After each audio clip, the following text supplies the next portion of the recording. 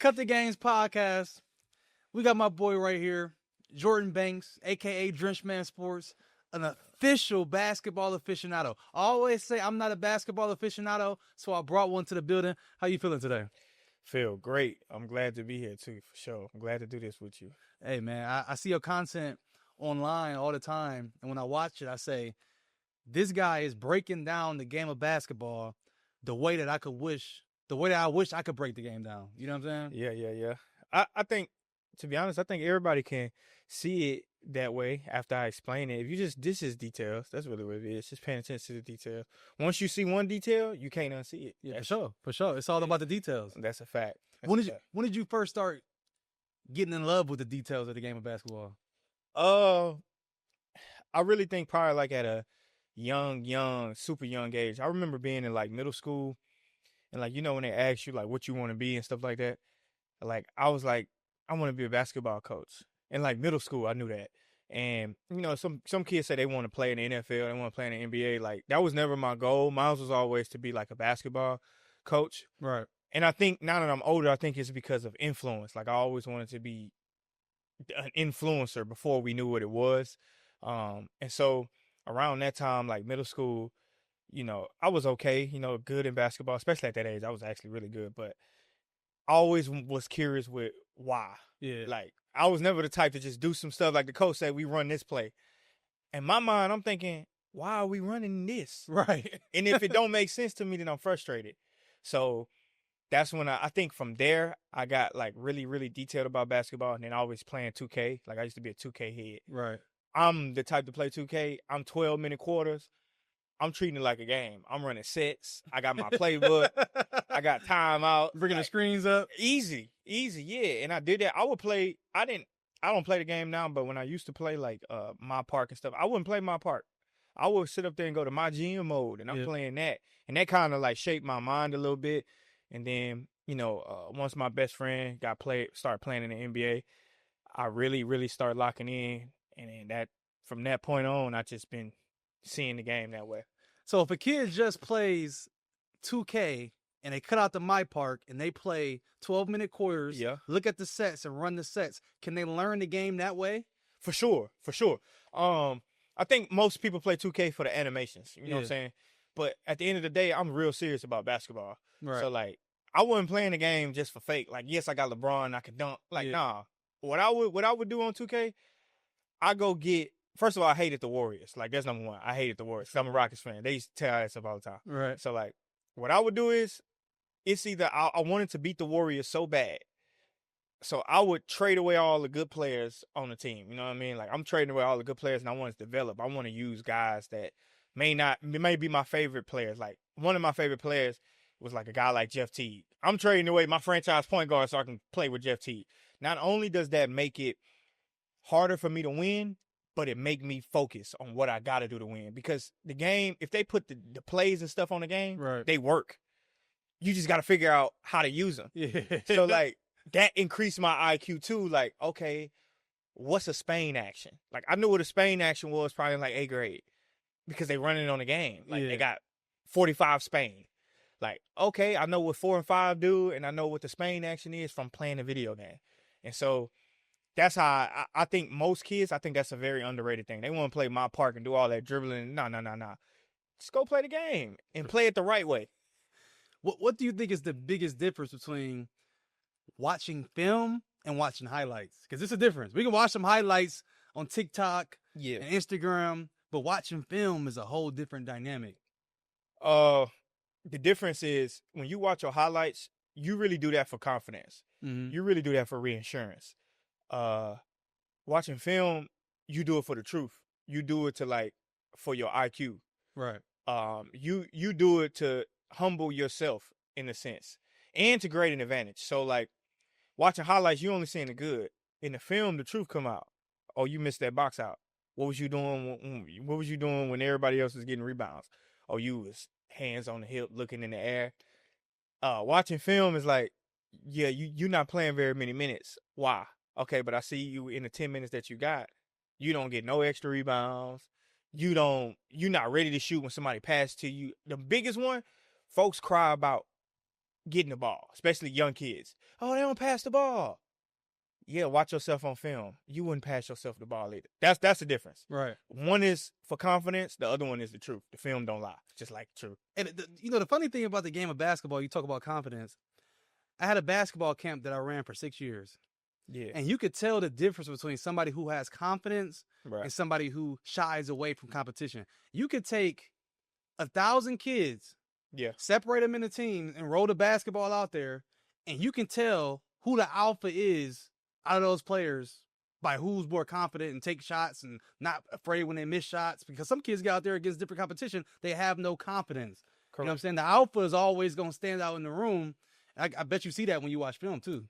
Yeah. You definitely see. It just depends on what level. Like if I'm seeing it in a middle school level, for sure. Yeah, for sure. Middle school. That's what I'm talking about. Middle school. Yeah. Oh, yeah. The middle school level for sure. It's funny. I tell parents this all the time. Middle school is probably going to be the most difficult basketball you're going to play in your life. 7th and 8th grade basketball. First of all, it stinks. Mm-hmm. You're going to play with kids that's not as good. Your coaches aren't going to be good coaches. It's probably going to be a guy that teach chemistry that just getting it for a stipend. He probably now chat GPT some drills for y'all to run. So it's no structure on it. So guys that really want to hoop, it's hard for them to stand out. Mm-hmm. You know what I mean? So like, it's funny that you say the alpha male, because if you think about it, the kids that's crying about not getting the ball, the alpha male is the ones taking the shots. For sure. For the most part. So that's for sure. So that's why I said you go watch yourself on film. Or you crying about not getting the ball, but like the dude shot the ball, you didn't even try to go get the offensive rebound. On the defensive end, you don't care to go get a defensive rebound so you can push it full court. Mm-hmm. So like that for sure is a thing. You know what I mean? Like the alpha male definitely stands out. Always. I remember when I used to have my camp in Akron, Bryce Greaves came down. Yeah. Within a minute, people talking about who is this dude shooting all them shots? But he's making his shots. Right. But that's the alpha on the basketball floor while your kid running to the corner and not even looking back trying to get the ball. You know what I mean? Right. It's just one of those things where it just always stands out. How did watching film change how you train players? To be honest, I think it changed the way I trained a lot, because now, like when I train like maybe a college guy or a pro guy, now I skip the fluff. Like I'm not trying to do too much dribbling drills a lot of times. And I'm not saying to any trainer that's doing it, because that's just my style. Yeah. My style is not about dribbling so much. My style is, how do you perform in a set? Like I look at the small details. Like I can be a nerd when it comes down to that. I want to see you slide, catch the ball, rip low real quick, and one dribble pull up. And I can be a little bit of a pain about the space that you get into when you rip. I don't want you to rip out too far, because in the game that too far may be too much. Mm-hmm. So, and I got that from watching film. Like, okay, in space you might turn the ball over a little bit. Why? One of the biggest reasons why, and I use my homeboy as an example. Like my homeboy is playing for the Clippers, and we would always talk about like catching the ball. When you catch the ball in traffic, make sure you get 2 feet down. Like a lot of players catch the ball and they go 1, 2 turnover. But if you can catch the ball 2 feet down, and then now I can shoot, drive, I can pass it, I can do whatever. So like that's how it changed for me, to be honest. Like I cut out all the fluff. Like it's more so about what you do in the game, how many opportunities you got to do it, and then we go from there. It's boring, but it is what it is. Do you believe some trainers make it too hard on kids, and the simpler it is, it's the better? Like you said, with the one dribble pull-ups, and keep it simple besides the fancy stuff. I think more repetition on simple always outdo the fancy stuff. Right. Because you got a lot of guys who work on all this fancy stuff, but realistically in the game, they sit in the corner all day. So it's like you're working on stuff that you're not going to do in the game. Maybe master what you're doing in the game, and then you'll get more opportunities to go between your legs and front cross and all that stuff. Ball handling, you should work on your ball handling, though. You know what I mean? Like that should be a all-time thing. You know what I mean? But as far as, Kyrie did this move, and it's like, you're not Kyrie, bro. And for one, Kyrie, if you watch Kyrie work out, it's simple. There's no between the legs, crossover, step back, spin. Like, no, Kyrie game. I say this all the time. Kyrie is the most fundamental player in the NBA. Over Kevin Durant? Over Kevin Durant. Kyrie is the most, because he can do everything with his left hand. Okay. Like, Kyrie's the most fundamental player in the NBA. Like, he doesn't have a flaw in his game besides his size. Like, he's smaller than Yeah, those guys. 6'3". He's taller than me. Yeah. And probably you, but Yeah, NBA amongst them trees, yeah, small. and that's about it. But Yeah. he's the most fundamental player in the game, and you watch him work out. Simple. That's crazy. It's crazy. Yeah. Same with Kobe. If Yeah. you watch Kobe work out, simple. Kobe works out simple. KD probably work out simple. KD work out really, really simple. Like, I got to watch KD work out during COVID in LA. KD, everything he was doing was very simple, and it was very like it's a routine. Yep. You know what I mean? It's a routine. Kawhi, I watched Kawhi work out. Simple. And that's when I realized I'm really just making shit up if I just got these kids doing step backs and all that stuff. I'm making that up. Right. Why? Like, why? And then in the game, they don't miss the step backs. They miss the simple ones because you practicing on NBA 2K street stuff. So when it comes to AAU, do you feel like that's hurting the development of some kids? Because there's no structure sometimes in AAU. It's no set plays like it is in high school, and they get to high school and they're not really knowing what's that play you said earlier that you learned on 2K? Like a Spain action. A Spain action. You know what I mean? Yeah. I would say it's hurting them because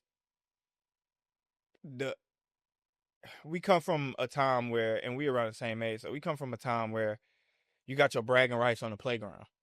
Like, these kids have no interest in playing on the playground. Like, they have no interest in going outside and being the best in their neighborhood first. Like, you got guys who are very trash and timid. Mm-hmm. Don't play no basketball on the street, but they on an AAU team. You got a jersey on.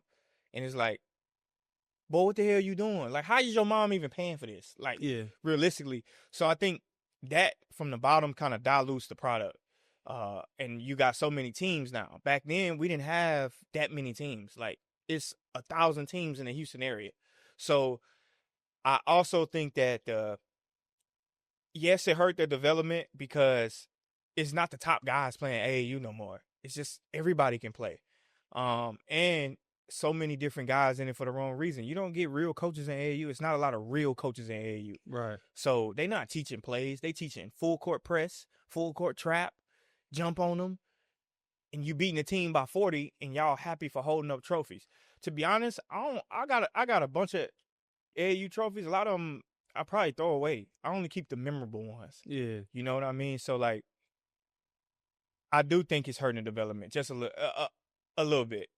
Not everywhere, but from what I'm seeing, it's hurting the development. Do you think sometimes, like, a kid can get used to losing playing AAU? Because I ain't gonna say it used to be, I don't want to sound like an old head, but a national championship, going to nationals used to mean something. Now it's not really like a big national tournament or nothing like that. Shoe deals.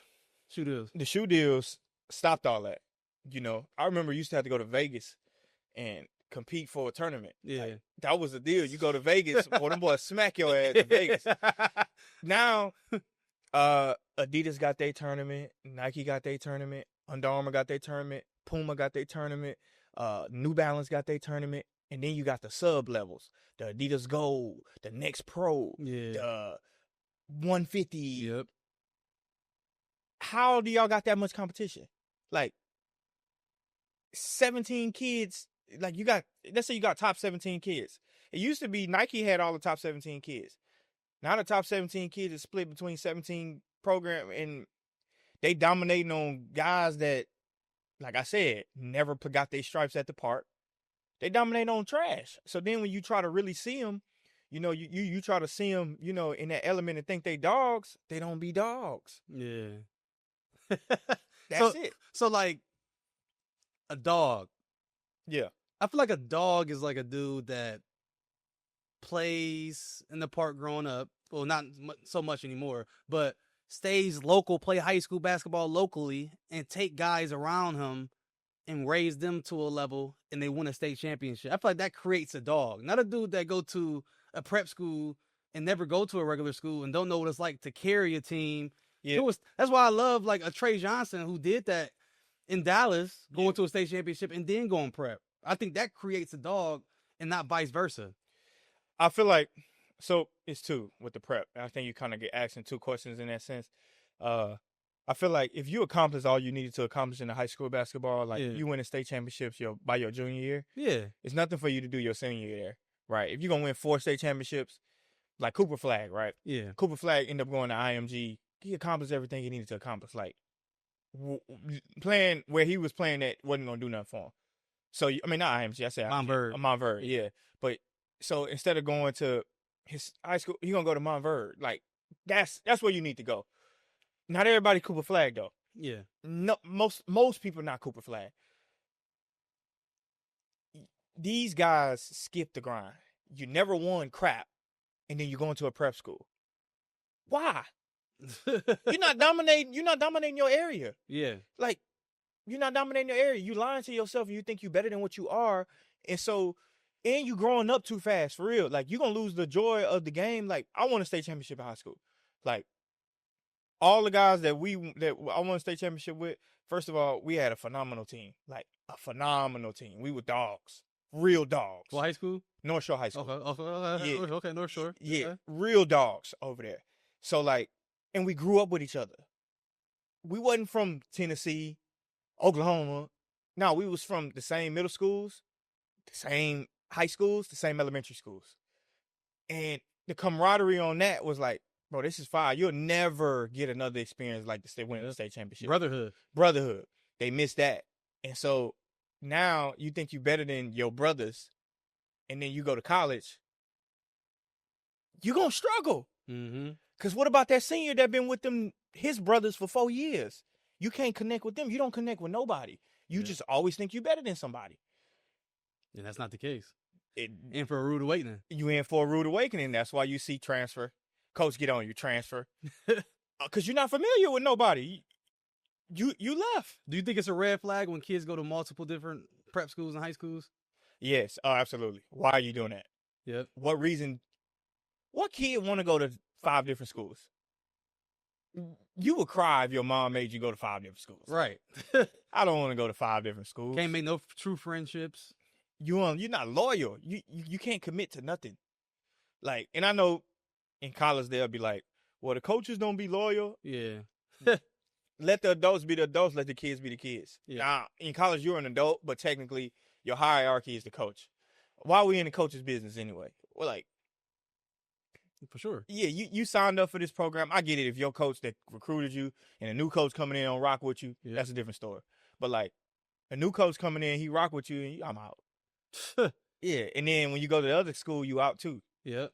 That's a red flag. For sure. Big red flag. Maybe then they go to college and do the same thing. Yeah. You know? It's a red flag. At what age do you think a kid should actually start taking the game of basketball serious and breaking down film? Is it an age that's too early, or is it an age that's too late? That's a good question. And I say that because you got to have fun with the game first before it gets serious to you. Like, I think we skip. These kids, it's not the kids. I don't want to keep blaming the kids. It's the parents. At 5 years old, you putting a game of basketball so serious on a 5-year-old. Like, bro, he 5. And then he in middle school. It's so serious in middle school. And it's like, he's a kid. He's still growing. When that kid decides this is what you want to do, then that's when you take the steps. You don't make that for them. You allow them to show you like they serious about it, they invested in it, and then now we start taking it serious. Now, obviously, you don't want to wait till they're a senior in high school. Yeah, start watching. You know what I mean? But like, if they serious in the 8th grade, start it. Start showing them, okay, this is what we do. We watch film on this and that. And see, be real with yourself and your kid. Like, how well can they even comprehend? Like right now, like can they comprehend what they watching? Talk it back to them. But then again, most parents ain't never played before. Yeah. So they don't know what they watching. Do you think we're in an era of a lot of unrealistic parents? Oh my God. Like who think their kid is just as good as this kid and they're nowhere near as good as this kid? That think their kid deserves what this other kid has, but they don't deserve what this other kid has. The benefits that this kid has, the perks that this kid has. Boy, you ain't. Oh my God. You know what the problem is? Our audience, everybody getting free shoes. Everybody getting free stuff. It used to be the good players only got good stuff. Now everybody getting the perks. Hey, you know what's the one that's crazy? Now everybody wear the EYBL Under Armour now. Yep. Like, bro, where you get that from, bro? Right. You Buying trash. Buying online. Like, bro, they used to have certain EYBL shoes. Only the cold players was having them. Boy, you got kids that I know for a fact you don't play for EYBL. Where you get them shoes from, bro? Yep. Why you got that little Under Armour on that everybody wear? Yep. And I'm like, and then these kids look at it like, oh, he got that on. Like, bro, he's trash. He bought that. Oh, they buy rankings too. Just another. Like, for sure. You buying a ranking? That's how unrealistic these parents are. They would rather pay for their kid to be ranked than to let somebody discover their kid. Hey, bro, I kid you not. In my DMs, I get it a lot, and I'm not going to say no names. I ain't going to do that. But so many people message me and ask, can they make a video? I mean, can I make a video of their team, their kid, and then I go look at it, and their kid's 10 years old. Yep. 9 years old. No, you never see me make content like that. No, never. And I'll do it if I know they like super special. That's different though. You know what I'm talking about. You know when you see it. Yeah. These kids don't be that. Yeah. They don't be that. And it's like, first of all, I'm in the AAU space. Like, all these rankings, when I see them, especially in Texas, oh my God. When I see them in Texas and Houston and I see these rankings, I'm like, bruh, I'm at the tournament y'all at. Where these kids at? Right. It's back to your question about, are these parents unrealistic and delusional? For sure. Yeah, but 100%. You'll have a kid out there scoring 20, and a parent will be complaining, oh, the coach favoring him. Oh, the coach gonna play him, but he don't play my son. Have you went to your son game? Have you went to your son practice? First of all, he's scoring 20. Why wouldn't I favor a guy that's scoring 20? For sure. Why am I supposed to favor a guy that scores 0? Right. What that do for the team? For sure. And that's the difficult thing about AAU nowadays is just like, I said this on my last pod, one of the best things you can do is play on a team with a good player.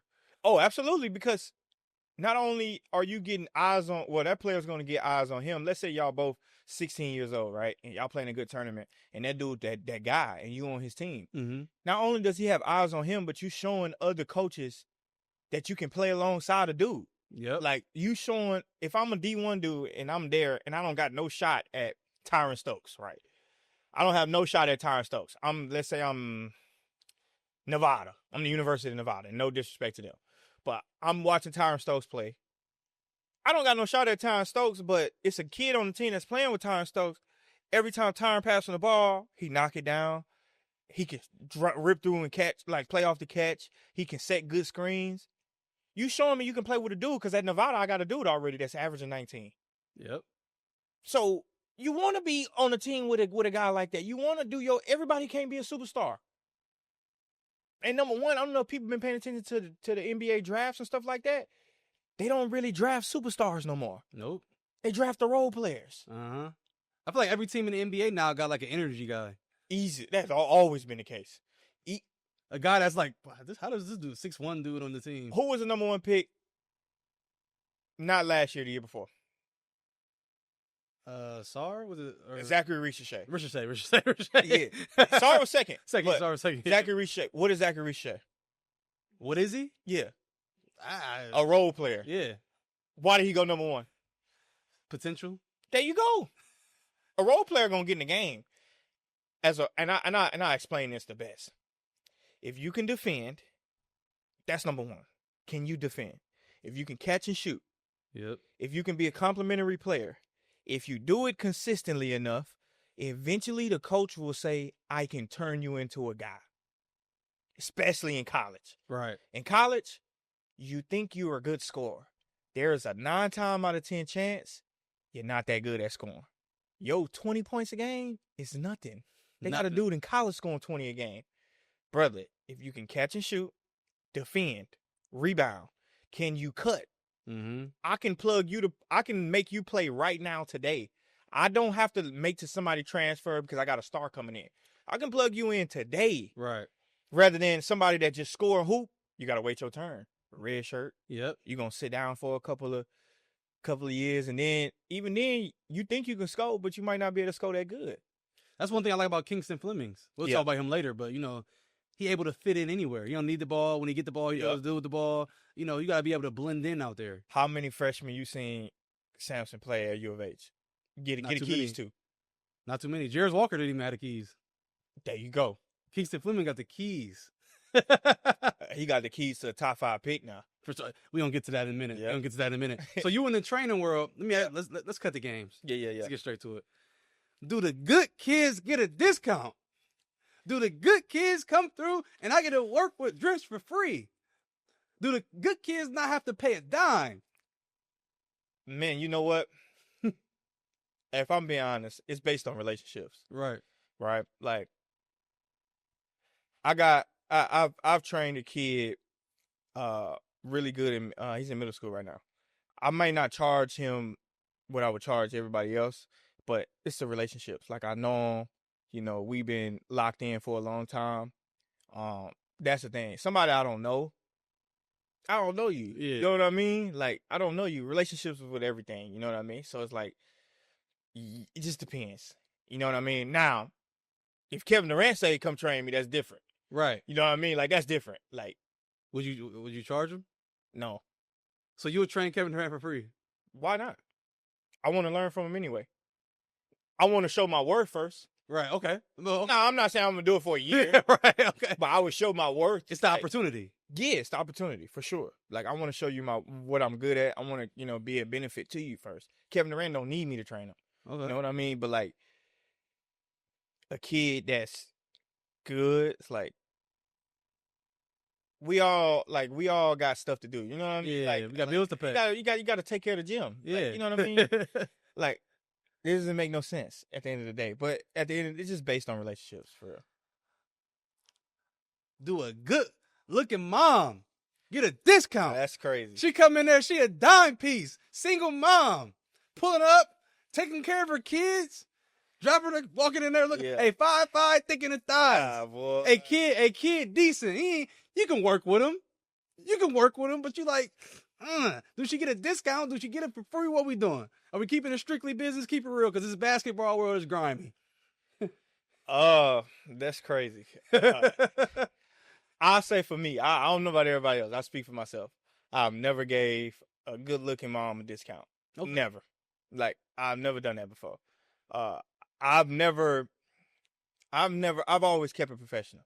Like, I've never, like, treated their kid any different.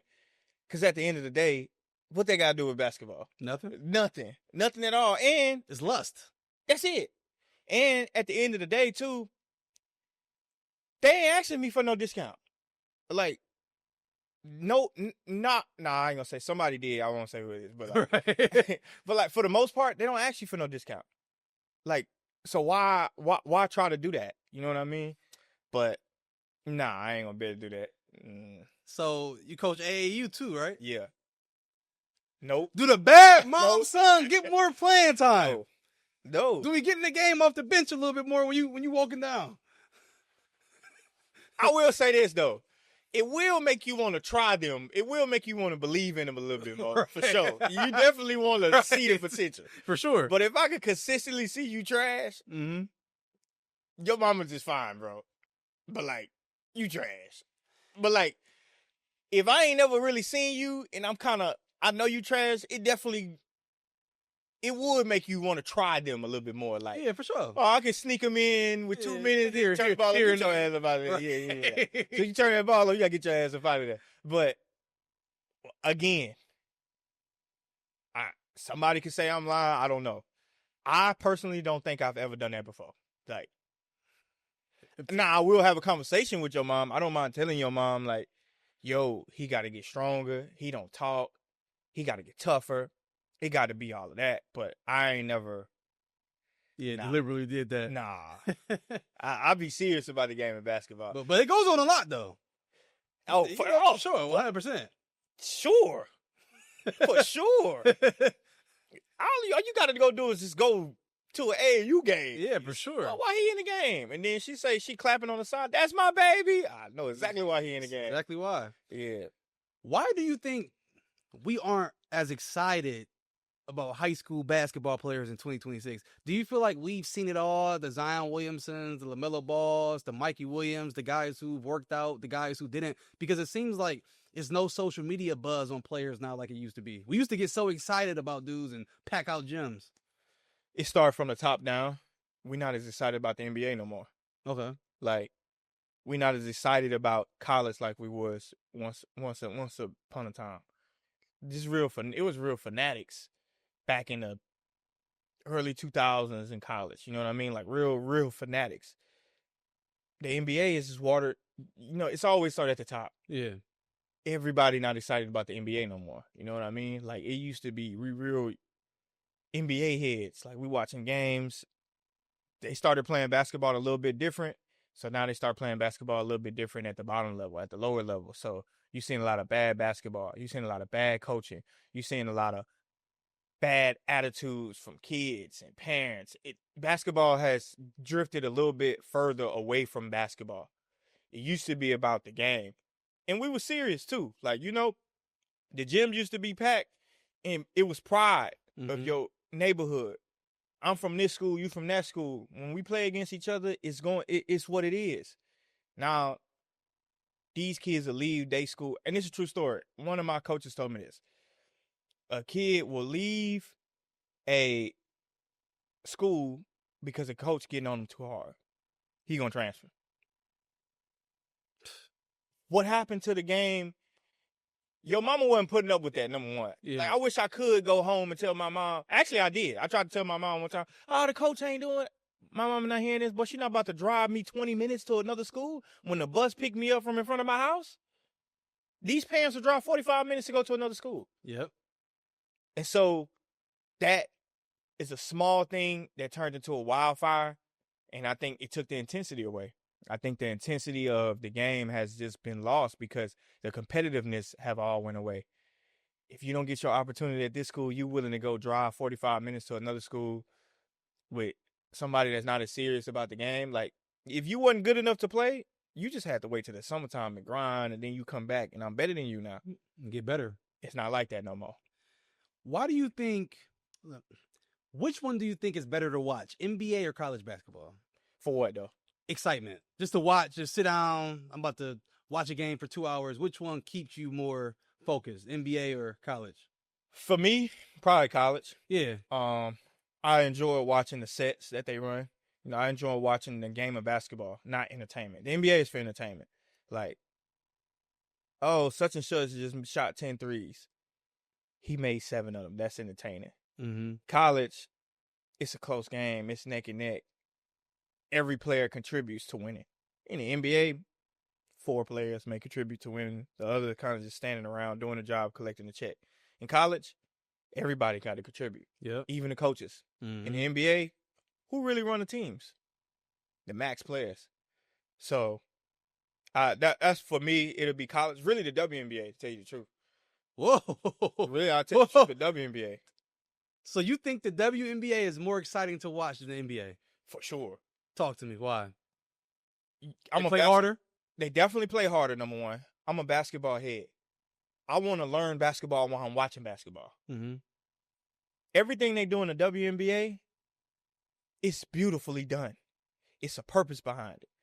Every kid that want to learn more about basketball, go watch the WNBA. It's skill. Mm-hmm. It ain't just, he's bigger, so he just, nah. You got to be more skilled than you. Coaches got to coach in the WNBA. We got to put players in their spots. And it's a real show. I know it's got a bad rap. WNBA ain't got a bad rap, but it's a bad rap from people that don't watch the games. Okay. Because there's no way you watch the game and you can say what you want to say about it. And I'm not the one to tell people you should watch it. Right. If you like basketball, you will watch it. Obviously, you want to see players dunk. Cool. But real basketball guys, you don't really care about that as much. You want to see the skill. I can tell you right now, Nafisa Collier is more skilled than 90% of basketball players I've seen. Not kidding. 90%. She obviously can't dunk. What can she do on the basketball court, though? Asia Wilson, she ain't more skilled than 90% of the basketball players. What can't they do? They can shoot a jump shot. They just can't dunk, huh? That's it. That's it. Interesting. But Interesting. they can post up. Yeah. They can dribble. They can pass. They can spin. They can go between the legs, shoot step backs. They just can't dunk. They can drive right. They can drive left. Right. I know some guys in the NBA can't drive right and left. Nafisa Collier, tell me her game not beautiful. Tell me it's not beautiful watching her game. I'm gonna have to dive. I'm gonna have to take you up on that and start watching more of the WNBA this year. Nafisa is I say this, and I say it seriously. I know people think I'm joking. I'm dead serious. Nafisa is my favorite basketball player in the world. Like, my favorite basketball player in the world. So Nafisa Collier is your favorite basketball player in the world over LeBron, KD, James Harden when he was in Houston, Luka. Nah, I love James Harden when he was in Houston. Right. That's different. But I'm saying today, really the last 2 years I've been saying this. My favorite basketball player in the world, just watching Nafisa Collier. Like, I watched her play probably 4 years ago, and I'm like, damn, she good. And then like 2 years ago, I really got tapped in for real, and I'm like, nah, this is different. I'm loving the bump fades. Bruh, it's beautiful, huh? It's so beautiful to watch. I'm not kidding, bro. Like, are you not trolling? I'm dead serious. Okay. I've been saying it. You can check me out on it. For the last 2 years, I've been saying this. Like, she's my favorite basketball player in the world. Like, I don't just want to see somebody that can dunk every time. It's cool. Yeah, she not Giannis, obviously. Like, yeah, she not LeBron, of course. But I can see 4-level scoring. I can see from the three-point line. I can see from the mid-range. I can see in the post. I can see at the basket. I can see layups. Post. Like, imagine your best player can do everything. That's what she can do. Everything. I'm about to tap in. That's a very interesting take because I feel like social media kind of start like a trend. Oh, yeah. That's funny that they do that. It's funny. Like, yeah. And to be real, like, to be honest, like, I don't think you gotta force. I don't think you gotta force people to watch the WNBA. Like, I don't think that's realistic. I think if you're a fan of basketball, give it a try. Okay. Just give it a try. If you're a fan of basketball, give it a try. Kelsey Plum is another one I really like. She's really, really skilled. But, like, give it a try. Do you feel like it's harder to score in college basketball than it is in the NBA? For sure. In the NBA, it's more space. Okay. Like, in college, it's everybody in the lane. If the coach say we not allowed, U of H say y'all not allowing the paint touch. I'll watch U of H. If somebody driving the paint, the whole team coming to paint. That's not happening in the NBA. So if a kid scored 30 points in college, what's the equivalent in the NBA, you think? Depends on what level he at. Okay, Darren Peterson scored 30 in college. What can he possibly do 20, in the NBA? 20 a game. Okay. If he's scoring 30 easy, at least 20 a game for sure. Okay. At least 20. So if a dude's scoring easily in college, he's going to translate to the NBA 9 times out of 10. If he's at that stage like a Kansas, if he had a big, he playing a competition. Okay. Yeah, it should transfer. Okay. Yeah. Because I always said to myself, not being a basketball aficionado, it seems like they play harder defense in college than they do in the NBA. They do because in college, you might not have 3 guys on the team that shoot 40 from 3. You know what I mean? Like, so you can't help off of Con Knipple. Well, he's a rookie. You can't help off of Michael Porter Jr. You can't help off of him. You know what I mean? In college, we helping off of everybody because I want to stop Darren Peterson or AJ DeBonce. Yeah. Like, so U of H, ain't nobody dominating the paint against U of H. It's not gonna happen. You got to beat them one-on-one. You got to beat them one-on-one on the perimeter. If you can't beat them one-on-one on the perimeter, so you touch that paint, it's a wrap. It's funny. We was at the bar and we was talking about the Carr kid that goes to Baylor. Cam Carter go to Baylor now. Do you feel like so many kids are lacking the opportunity or in a bad situation to actually showcase what they can do, and that's kind of holding them back because he wasn't playing at Tennessee. Now he come to Baylor. He's a first-round pick. You look at the NBA. Some guy get traded. They get an opening on another team. They start scoring 20 points a game. Happened with Harden. Go from Thunder to Houston, start scoring 30. SGA, Clippers to OKC, scoring 30 points a game. It's like, is it the situation that's holding some of these players back? Yeah, it's 2 answers to that. Sometimes the situation, sometimes it's the player. Okay. for Cameron Carr, I remember the first time I saw him at Baylor this summer. You know, I was telling you, I said he was going to be an NBA player. Right. And that was before he played real, college minutes.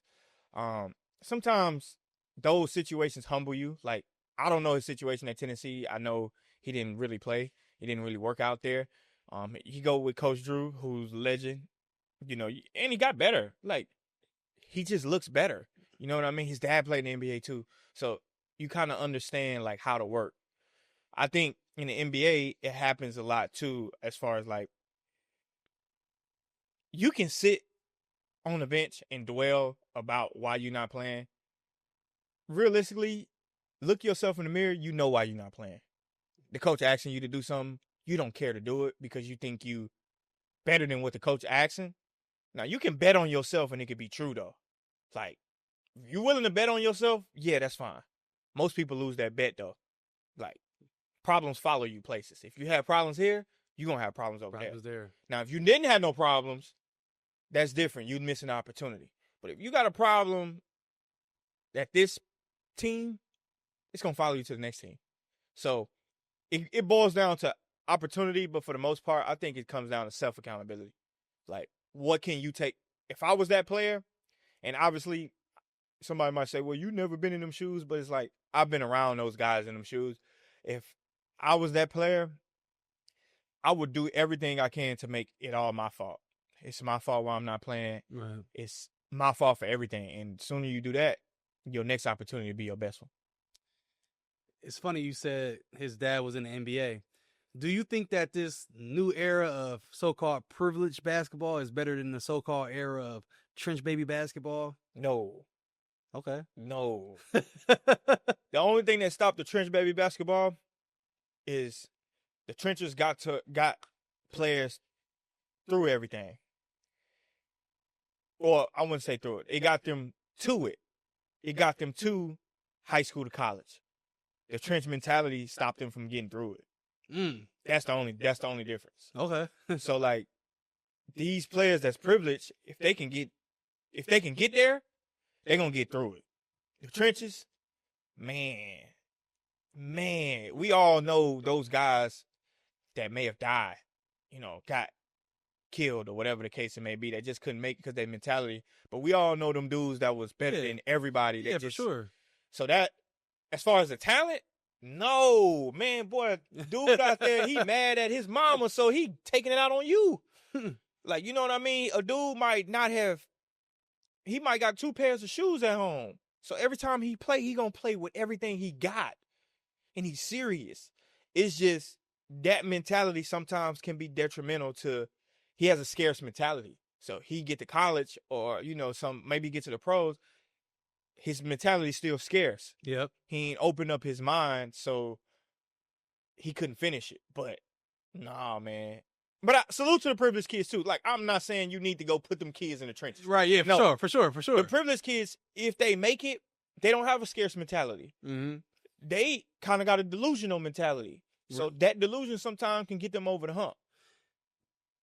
I say some privileged kids do it because they love it, not because they got to. And some kids do it because they got to and not because they actually love it. Oh, absolutely. That's the thing, too. It's called getting burnt out. Mm-hmm. But that's come from teaching. You got to teach, especially a young boy. Men do what they got to do. Yep. Regardless, like, you do what you got to do. Like, so don't say it's a bad thing. I only play because I had to get there. Like, that's your whole life is going to mirror what you got to do. Yep. So if I got to work hard to get to this spot, well, I got to work hard again to get to the next spot. And if I'm in the NBA and I got to work hard to get that 40 million, well, I got to work hard to get that 100. Men got to do what they got to do. What player do you want on your team? Somebody who's doing it because they love it or somebody who's doing it because they got to do it? Damn. Like, my mom got millions of dollars. I don't got to play the game. I'm doing it because I love it. Then you got this kid. My mom growing up, she ain't got nothing. I got to do this. I can take both, but if I got to pick one, is the talent level the same? Equal talent? Yep. The love. Okay. Because if you love it, it's gonna be very little that discourage you. Mm-hmm. Because if you got to do it and something discourage you, you'll figure out something else you got to do what you got to do. For sure. You know what I For sure. mean? If you gotta get some money, hey, them dudes that Basketball ain't hitting. hey, I'm going somewhere else. I'm gonna get this money. I'll go get some money somewhere else.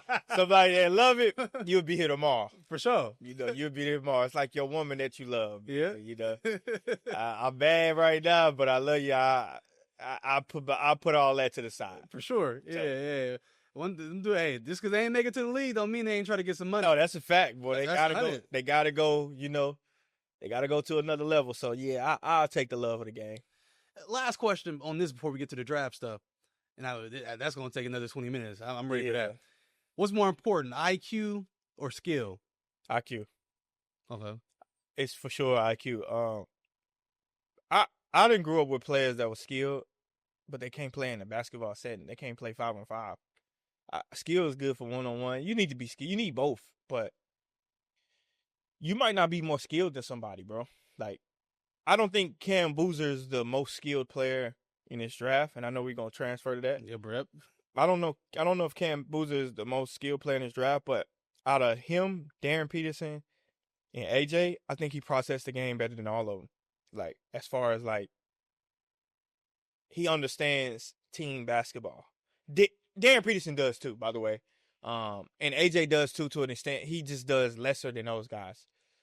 So I think it's IQ. If you can understand the game, you don't always have to be the guy. You can fit in multiple roles if you got the IQ. Is Cam Boozer the most disrespected player in this year's NBA draft? We're talking about a guy who has the best high school basketball resume for sure of all time. He's the guy that shows up to work every day. He's been doing it for the last 8 years, and we brush it off like it's nothing, putting up 30 and 10 games, about to win National Player of the Year, leading Duke in every major category, but yet we don't talk about him like he can be the number one pick. Why is that? Bro, it's a lot of nerds in basketball that just be they picture a made up created basketball player. And I think that's ruined the discourse of what's actually happened. I done heard people say, "Oh, he don't move well. Oh, he's not that athletic." Brother, he's 6'10" and he bigger than everybody. Right. Why do he need to jump like Zion? Why? I don't have to. Have you seen his footwork? Not a lot of players in the NBA got his footwork. Not a lot of players in the NBA can do what he do as far as all three levels. Mm-hmm. Like I said, processing the game is such an underrated skill and attribute that people talk about. When we talk about who's better than this player, they always talk about he can't do this, he can't shoot the jump shot, he can't shoot it off the bounce. Processing the game. I watched Cam Boozer go from 1 action to 4 actions and then come back and still play team ball, and he might end up scoring. So, like, I don't care how high he can jump or how well he moves. I think he's 6'10", maybe 6'9". Yeah. But he big. Yeah. You can't stop him because he get to a spot and do all that. If anything that we've seen in this NBA, Luka Doncic can't jump that high. Jokic can't jump that high. Nope. What they do? Dominate. They let Jokic slip to the second round. Yep. Luka Doncic went what? 3rd or 4th? He got 3rd. He went behind Bagley, right? He went behind Trae Young too. No, they got traded for each other, right? Bagley and yeah. No, they might have went 3rd because Bagley was 2nd, Ayton was 1st. Yeah, then I think Luka Doncic went 3rd or something like that. So you made that mistake. Don't make that mistake. To me, I would go Cam 1, Darren 2, and AJ 3. I would not be mad though if Darren Peterson went number 1, by the way, though. So if you a GM, yeah, you got the first pick. Let's say you the Brooklyn Nets.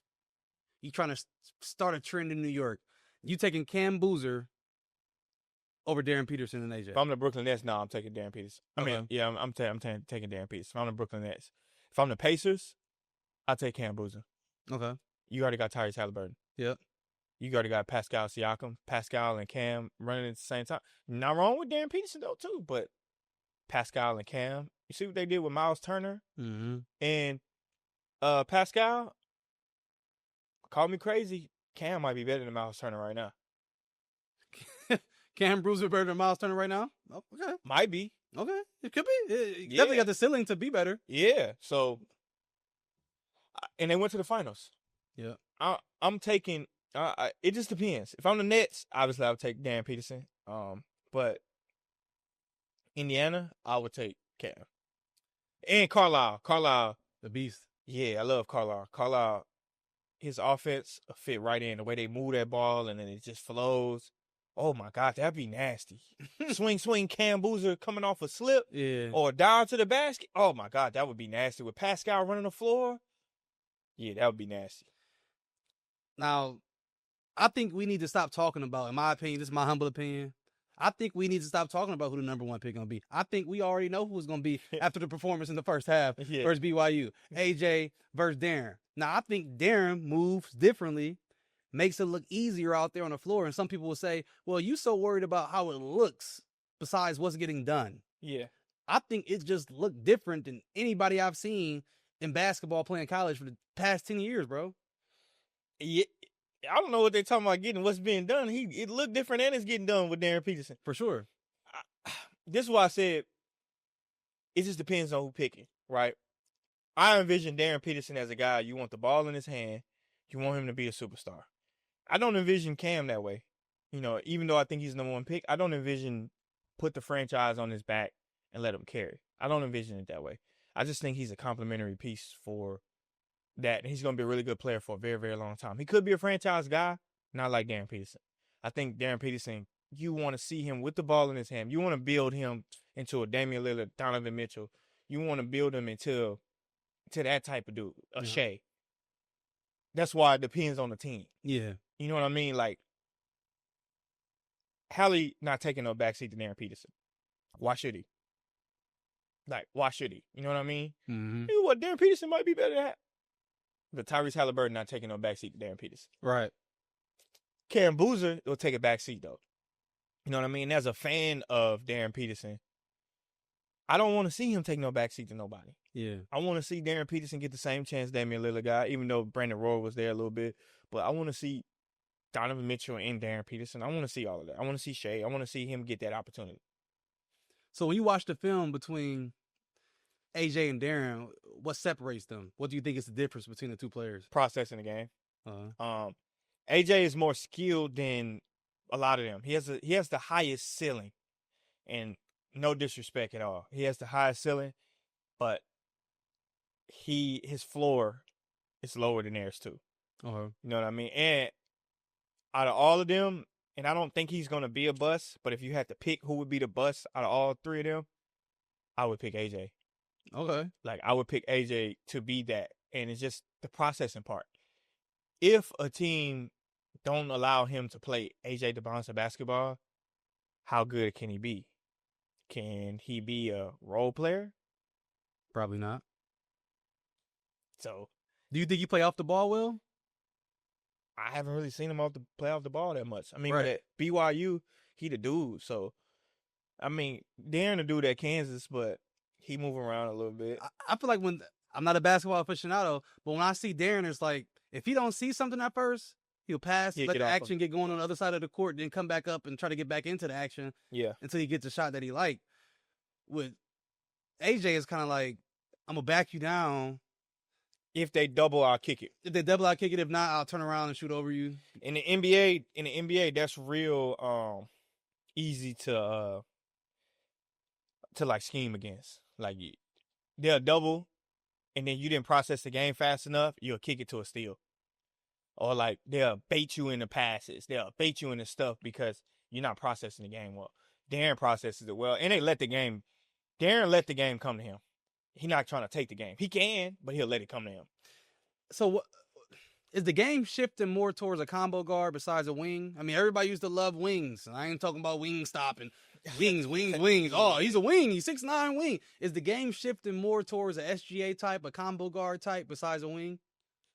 Yeah, it ain't really no true point guards in the NBA. Okay. Like, I was having a discussion on the panel on Players' Choice. Like, it ain't no true real point guards no more. Everybody's a combo. Like, I don't think Luka Doncic is a real point guard for real. You know what I mean? I think he's a point forward, but it's just not that anymore. for some reason. SGA, I don't think SGA is a point guard. Hell no. But he plays point guard. He good at it.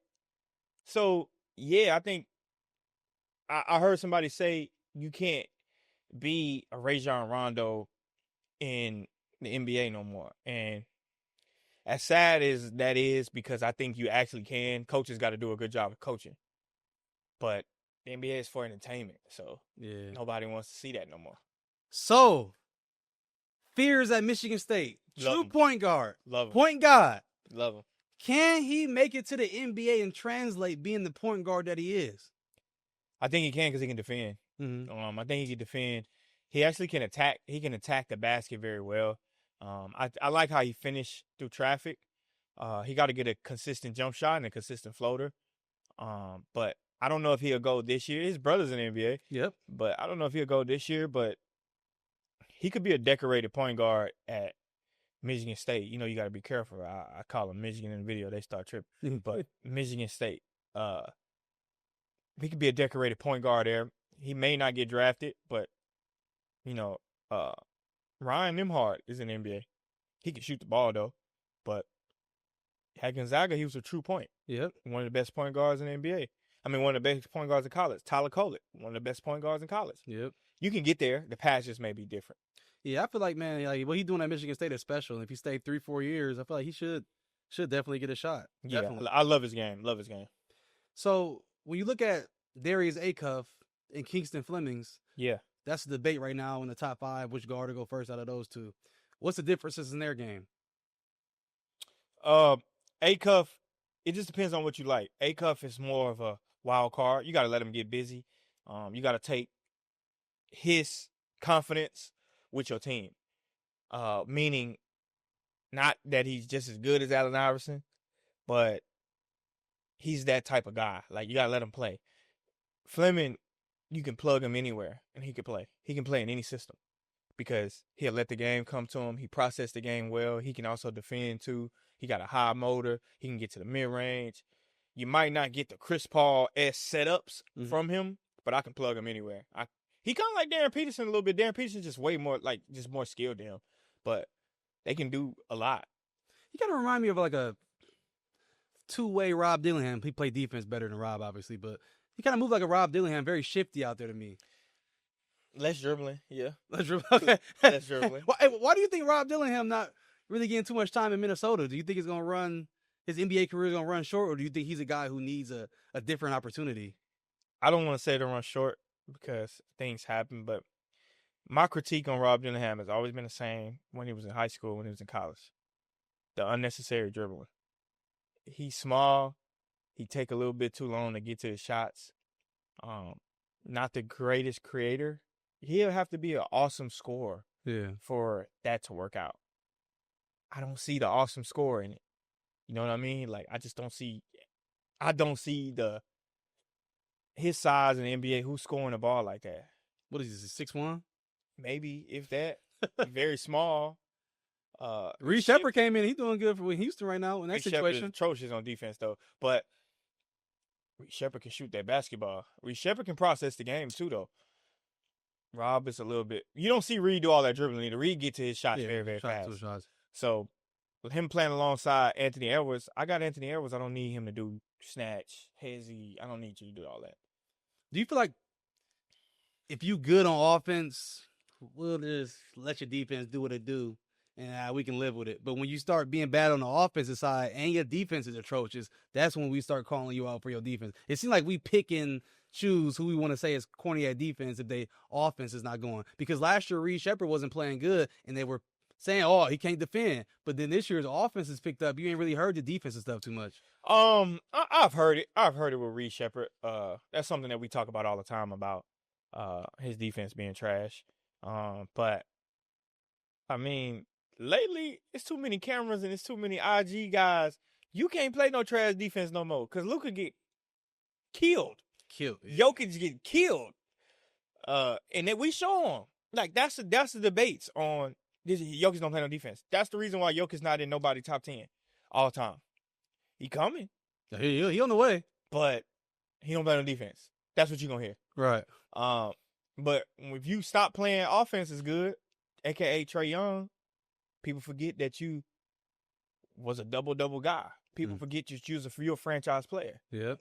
That's what that wrote you off with Trae Young. Trae Young had a bad stretch, and they didn't forgot about him. Yep. So, but offense do shut him up because Luka he had a hell of a January. Hell of a January. So you think he in the MVP race for sure? Top 3 in the MVP race. SGA it was Jokic just to lose until he got that knee injury.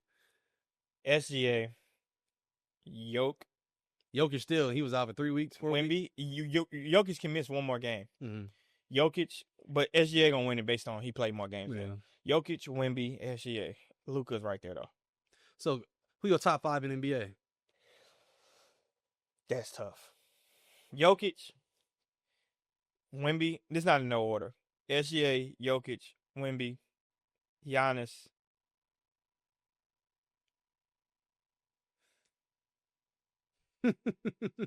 Anthony Edwards. Okay. Damn. I want to say Jaylen Brown. Anthony Edwards, 5A. Jaylen Brown, 5B. That makes sense. Jaylen Brown playing some real good basketball this year. Yeah, for sure. Real good. Loving Jaylen Brown. Real good. Yeah. So, a couple more questions before we get out of here. Do we appreciate LeBron enough in the NBA? Because I feel like it's a quote in Batman, you either die a hero or you live long enough to see yourself become a villain.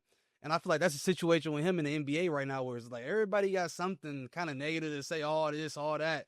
It's like we're not appreciating this dude been in the league for 23 years. Is his defense getting trashed a little bit? Maybe he's been in the league for 23 years. Like, yeah. But it's like we're not truly appreciating the guy who for so many years went to the NBA Finals. This is all some people know. Yeah. All-star starter for what, 21 years straight? Yeah. Like, what we doing? I think with LeBron, I think he in a good space right now this year. He ain't got as much criticism as he has the past because Luka's the new sheriff in town. But I think the criticism for Bron a lot of times hasn't been about basketball for the most part. I think people got opinions on LeBron that don't have nothing to do with basketball.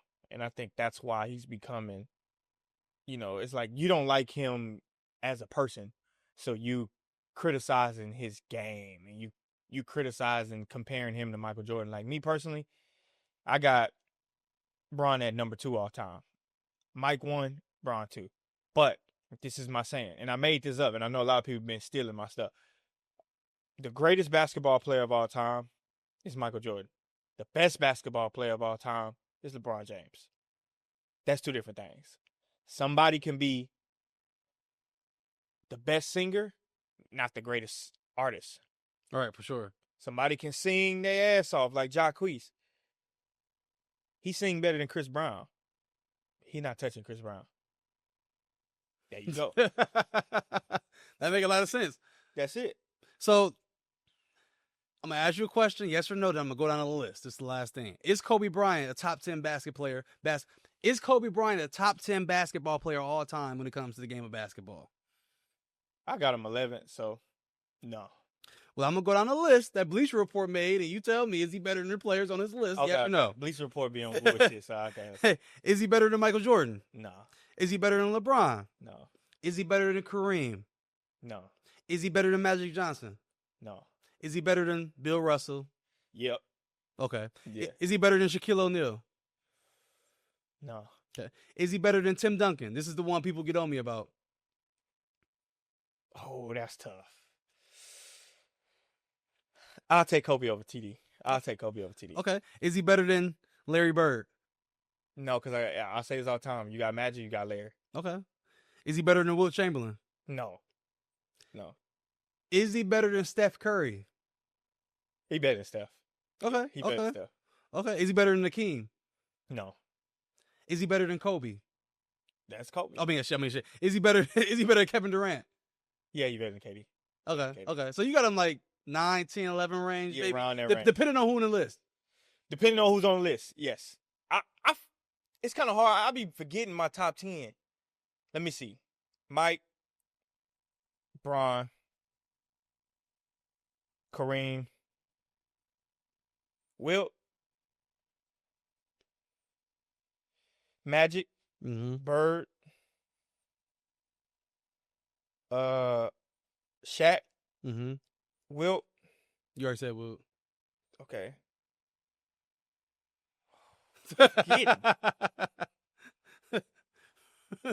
Maybe I do got him top 10. Maybe I do got him. He got he like 9, 10, 9. I think 9, 10 area. I can't remember, bro. I be forgetting. Bro, I forget that list every time. Yeah. And people be like, you just be mad. I'm like, nah. When I sit and think about it, it's kind of hard. Yeah, for sure. Why do you think people feel like if you don't got Kobe top 5, you disrespecting his legacy? But I think people just be emotional about people that's not here no more. You know, people that died of early death. And rest in peace, Kobe. I think one of the biggest influences on basketball ever. You know what I mean? But people just get a little bit emotional about, you know, people that, you know, just gone, you know, and forgotten. And there's some people that actually played against him, some people that were teammates with him, so it hit a little different.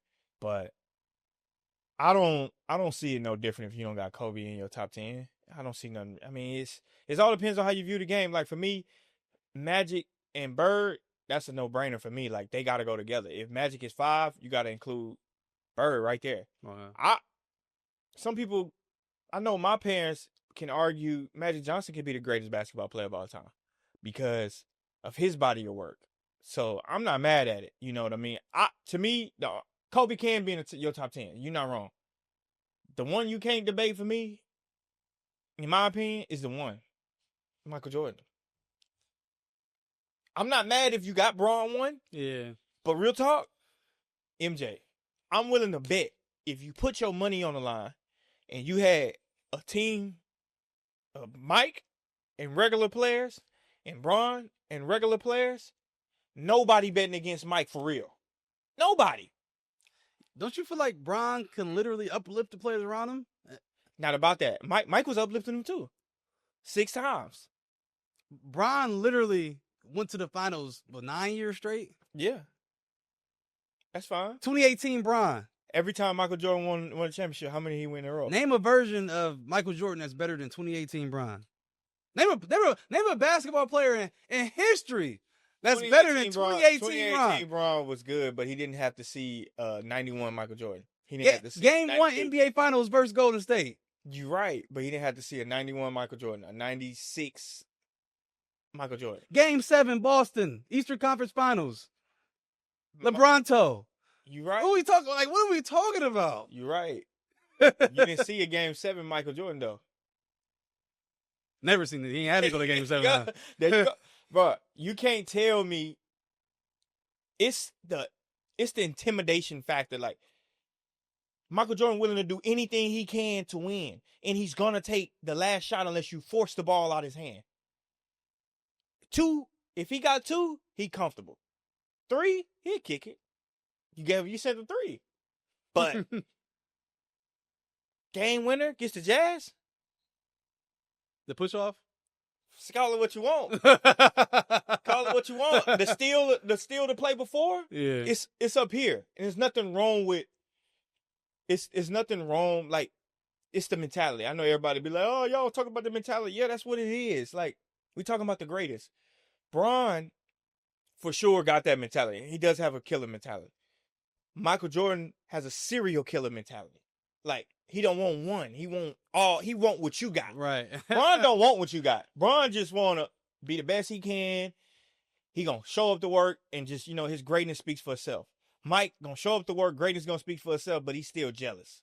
He want what you got. Like, you say you better than me? All right. Gotcha. Sure. I want your shirt. That's Mike. That's what. You can't tell me you seen a player as more intense than Mike. I can't, but hey, man, I think Bron, man, like I said, but you a little biased. I mean, for sure, man. But it's cool. For sure, man. That was good stuff. Anything else you want to say? Bro, I just want to say this. I want to say, because I don't know how many people have ever done this for you, but like, you doing what you're doing on your platform is amazing.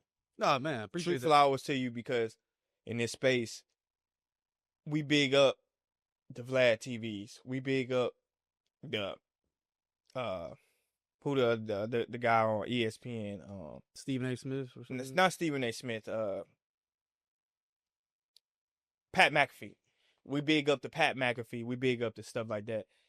I think sometimes people get on the flowers a little bit too late.